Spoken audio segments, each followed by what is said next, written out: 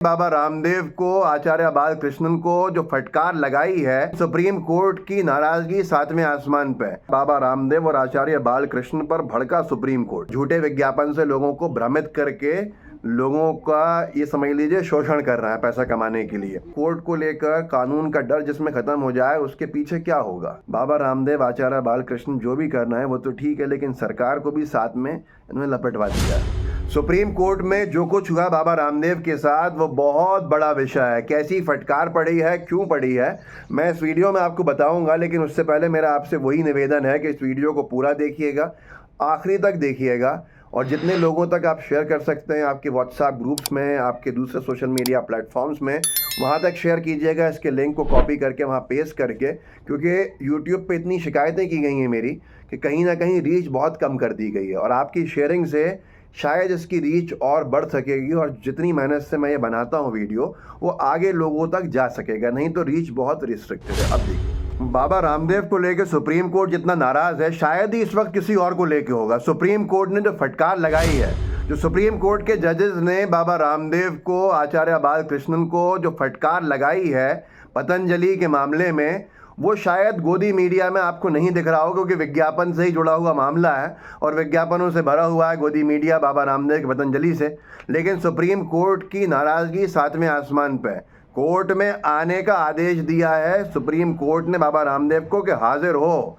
ये देखिए, आप कई जगह पे लिखा भी हुआ है कि किस तरह से बाबा रामदेव को लेकर सुप्रीम कोर्ट की नाराज़गी है, जो गुस्सा है वो सातवें आसमान पे। बोलता हिंदुस्तान ने लिखा, बाबा रामदेव और आचार्य बालकृष्ण पर भड़का सुप्रीम कोर्ट, पतंजलि के भ्रामक विज्ञापन मामले में पेश होने का आदेश दिया।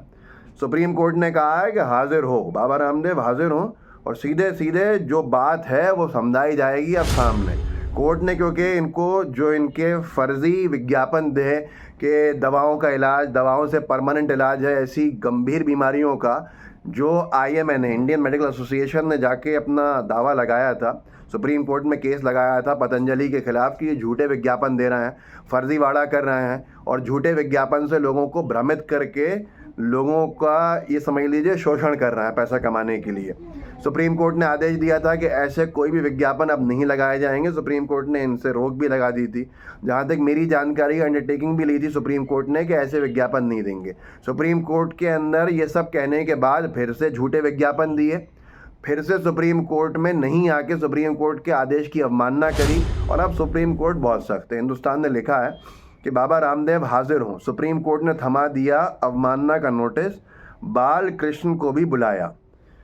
आगे इन्होंने लिखा है कि सुप्रीम कोर्ट ने पतंजलि आयुर्वेद के कथित भ्रामक विज्ञापन और कोर्ट का आदेश न मानने के मामले में बाबा रामदेव और बालकृष्ण को हाजिर होने का आदेश दिया है। 2 सप्ताह बाद मामले की सुनवाई होनी है।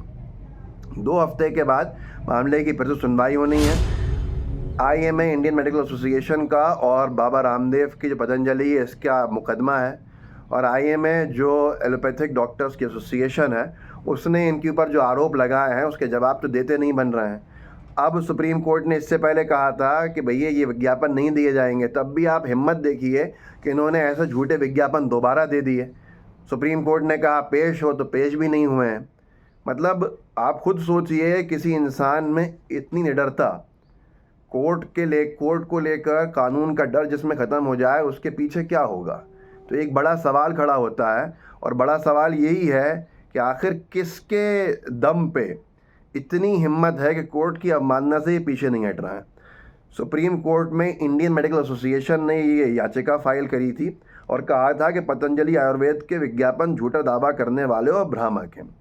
इस पर सुप्रीम कोर्ट ने बाबा रामदेव को जो है नोटिस जारी किया था, और उनके जो मैनेजिंग डायरेक्टर हैं बालकृष्ण, उनको भी जारी किया था।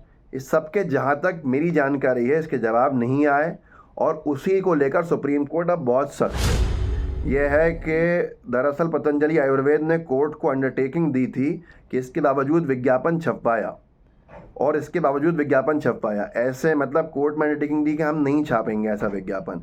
तो इसमें बहुत नाराज़गी जाहिर करते हुए रामदेव और MD आचार्य बालकृष्ण से जवाब मांगा है सुप्रीम कोर्ट ने।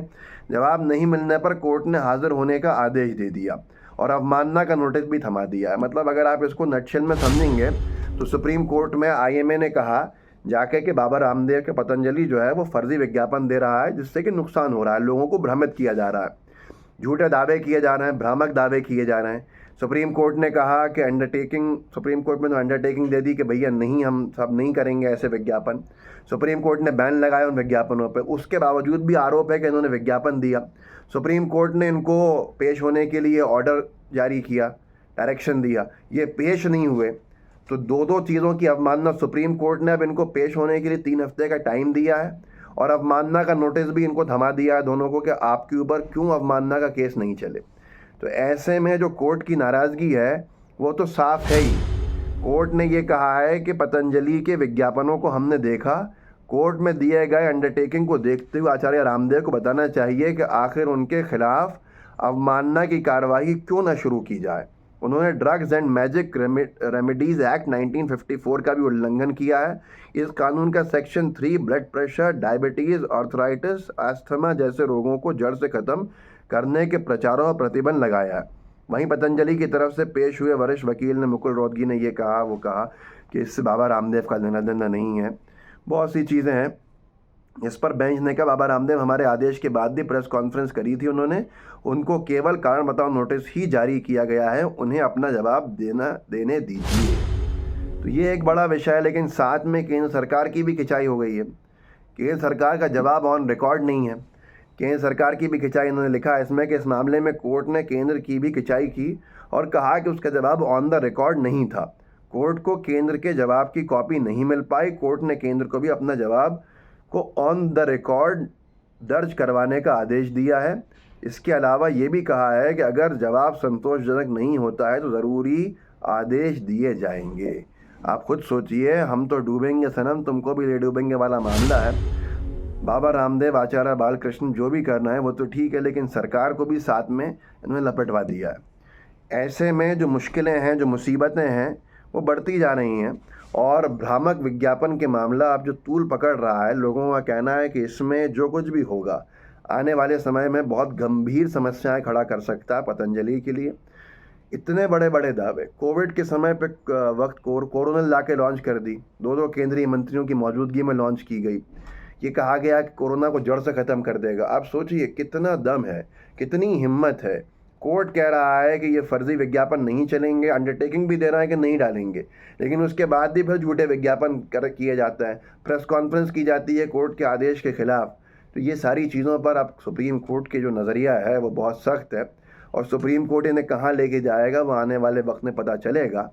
लेकिन विषय यह है कि इतनी हिम्मत क्या किसी आम नागरिक की हो सकती है कि कोर्ट के आदेश के खिलाफ जाके उसका उल्लंघन करते हुए भी ऐसा काम करे। तो इस वीडियो को आगे बढ़ाइएगा, लोगों को जागरूक कीजिएगा, व्हाट्सएप ग्रुप से उनमें शेयर कीजिएगा और जितना आप लोगों तक पहुंचा सकते हैं ज़रूर पहुंचाइएगा।